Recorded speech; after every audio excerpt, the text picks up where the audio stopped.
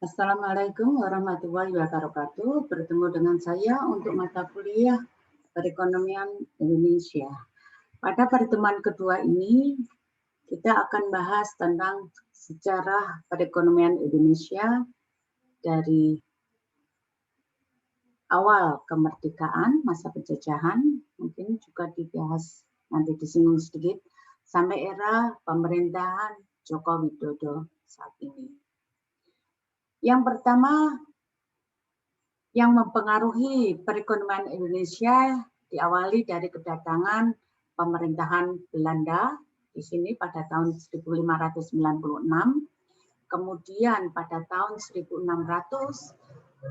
membentuk VOC, di mana VOC adalah usaha monopoli dagang rempah, tetapi VOC juga mempunyai hak untuk membuat kontrak, membangun kekuatan militer, dan mencetak uang.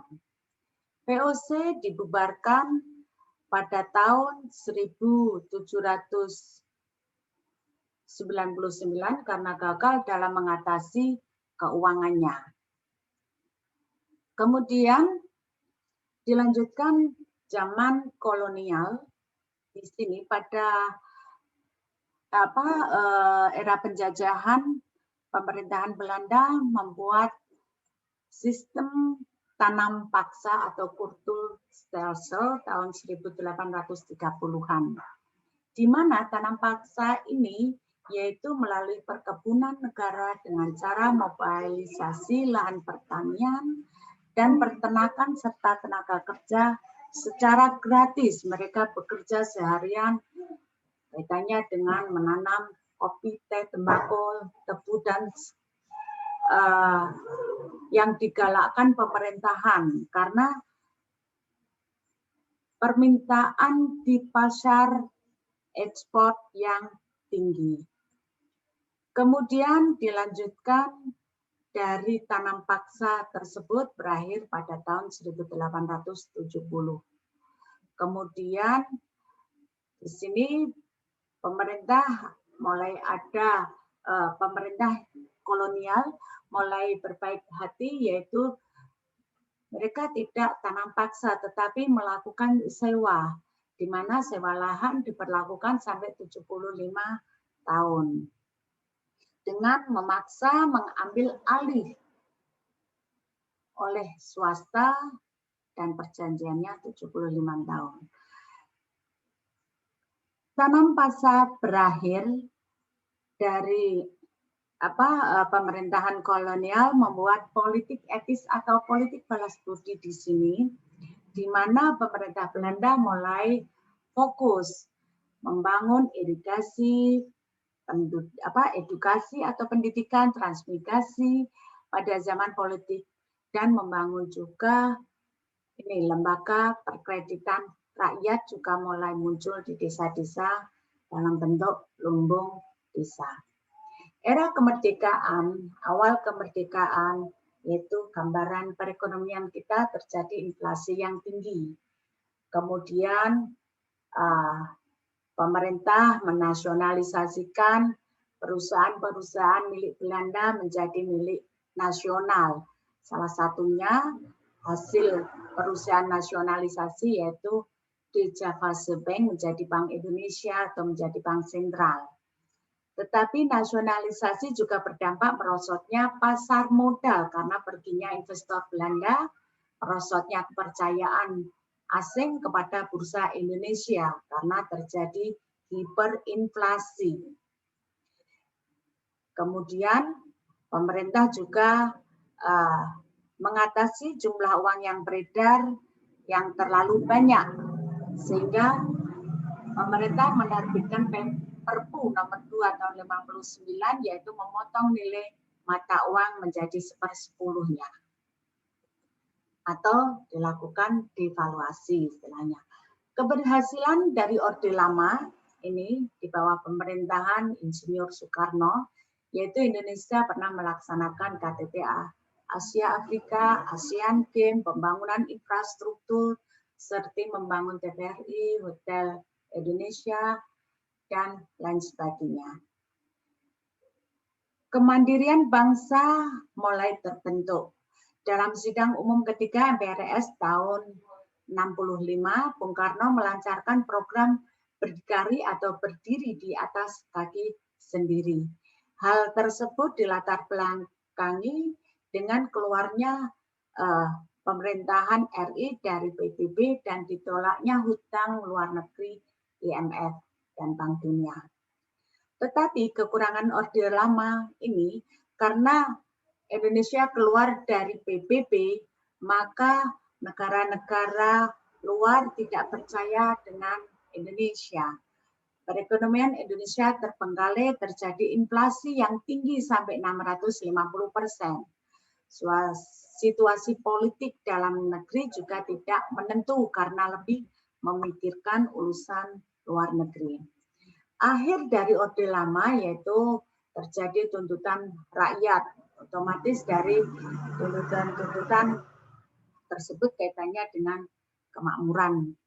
Soekarno menyerahkan kekuasaan kepada Soeharto atau terjadi ini ya melalui surat Super Smart, surat perintah 11 Maret tahun 66. Era Orde Baru mewalisi beberapa situasi perekonomian yang tidak terlalu bagus dari warisan Orde Lama, yaitu hutang kita mencapai 530 juta US dollar, padahal pendapatan kita di bawahnya.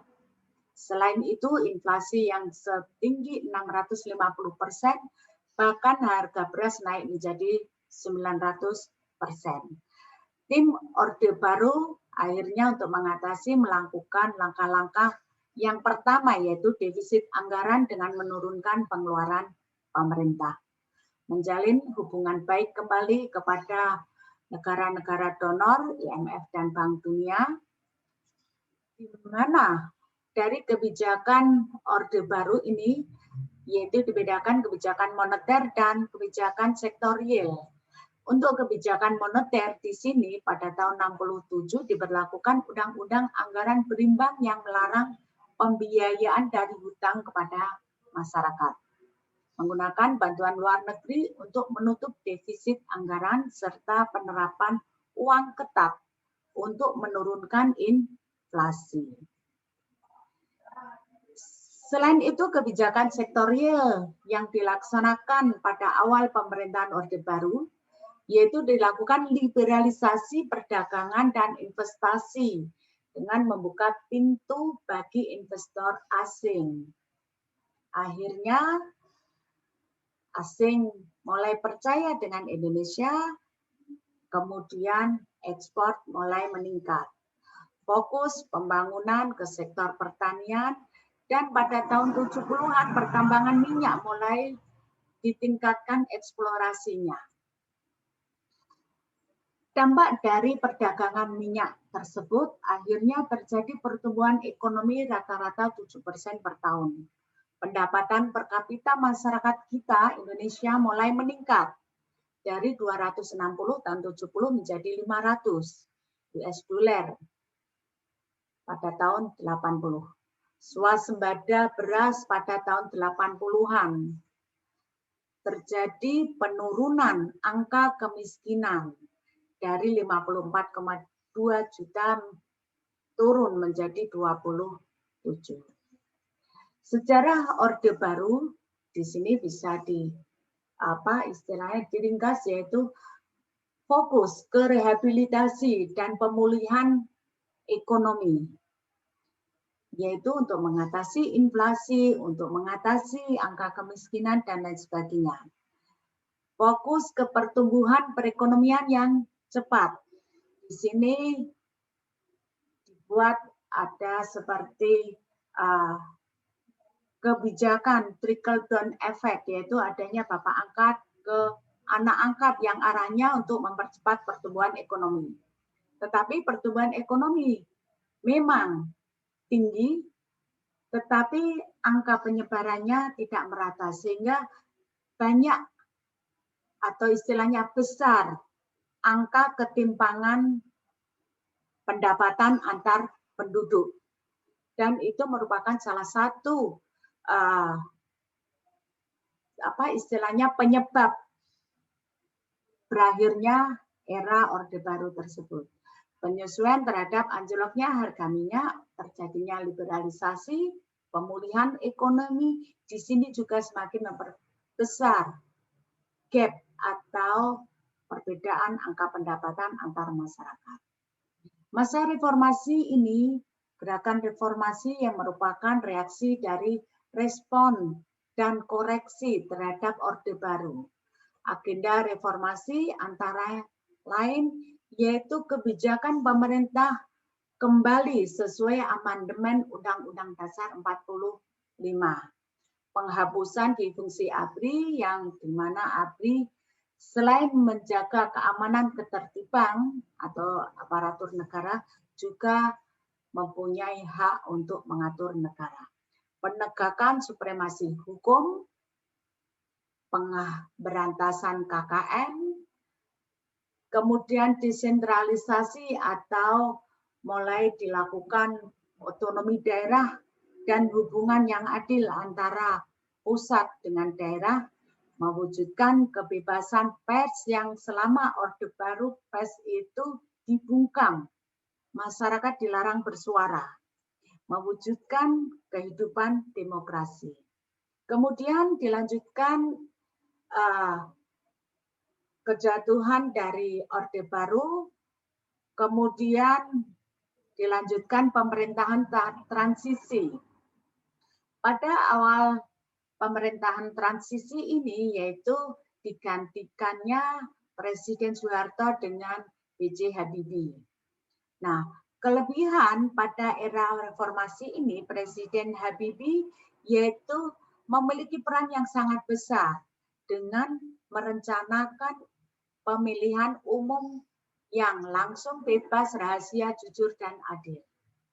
Di bawah pemerintahan Presiden Habibie ini, pemilihan yang sifatnya demokratis tersebut menyebabkan adanya beberapa keberhasilan, yaitu menata kehidupan ketatanegaraan dengan kembali ke amandemen UUD 45. Yang kedua, menjamin terjadinya kestabilan politik. Kemudian KKN juga mulai disoroti untuk diturunkan.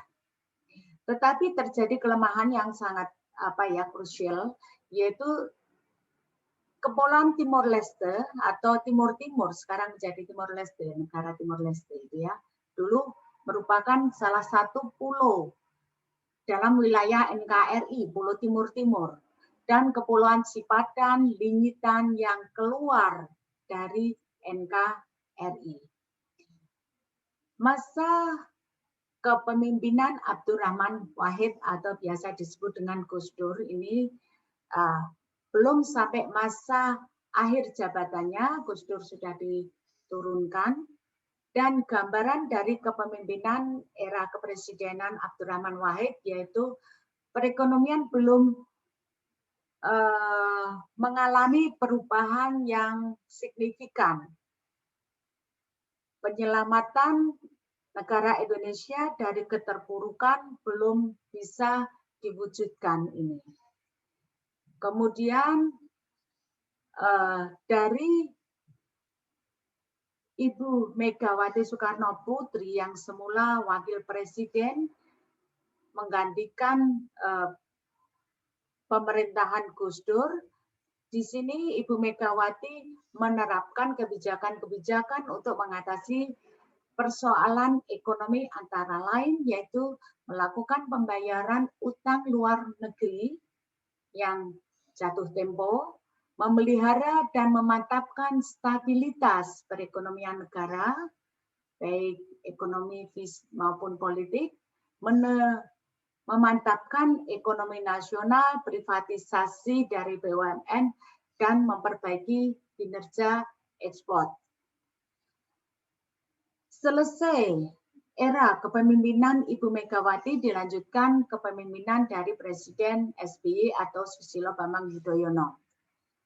Era SBY di sini yaitu kebijakan-kebijakannya hingga Maret tahun 2005 utang luar negeri yang semula 3,5 136 miliar US dollar di sini, dan masa penundaan utang Paris Club ketiga sudah mulai habis. 100 hari pertama lebih banyak membahas tentang ekonomi makro. Nah, di sini yaitu pada tahun prestasi ya istilahnya, pada tahun 2008 yang terjadi krisis global tersebut, Indonesia menjadi salah satu negara yang tidak terkena dampak krisis ini. Kemudian pada tahun 2004, SBY menaikkan harga BBM terhadap barang-barang mewah, melanjutkan pertumbuhan ekonomi yang menjadi kebijakan era Megawati, yaitu saat itu pertumbuhan ekonomi sudah bagus, naik menjadi 4,4 sampai 4,9%, tetapi inflasi juga tinggi, tetapi di sini inflasi 5,5%. Ini termasuk dalam lingkup inflasi yang rendah ya. Menaikkan pendapatan per kapita dengan mengandalkan pembangunan infrastruktur. Dan era pemerintahan presiden saat ini, yaitu Presiden Joko Widodo, ini, dan awal pemerintahan atau Joko Widodo pertama dengan wakilnya Yusuf Kala, perekonomian semakin memburuk, penilaian masyarakat Indonesia pada pemerintah juga kurang bagus karena pengangguran semakin tinggi, harga-harga barang pokok semakin mahal. Selain itu, masyarakat juga menilai Jokowi kurang serius dalam mengatasi pelemahan rupiah sehingga mencapai 14.000 US dollar per 14.000 rupiah per US dolarnya. Pemerintah mulai menargetkan pertumbuhan ekonomi besar 5,5%, tetapi hal itu tetapi yang terjadi tidaklah seperti yang ditargetkan, tetapi masih dalam angka 5. Nah, beberapa kebijakan era pemerintahan Jokowi yang sukses dalam mengatasi permasalahan-permasalahan tersebut, yaitu yang pertama dengan memotong subsidi BBM sebesar 30%. BBM mulai diserahkan sesuai harga pasar dunia, menghemat anggaran negara sampai 100 triliun ke depan pada akhirnya, karena subsidi BBM sudah dihilangkan. Jokowi juga mengganti beberapa pejabat-pejabat penting untuk semakin meningkatkan percepatan pembangunan perekonomian atau pemulihan perekonomian. Membangun infrastruktur yang dilanjutkan pada era pemerintahan Joko Widodo yang kedua ini, setelah pembangunan infrastruktur yaitu pembangunan sumber daya manusia dengan peningkatan pendidikan, kesehatan, perekonomian, dan lain sebagainya. Terima kasih dan wassalamualaikum warahmatullahi wabarakatuh.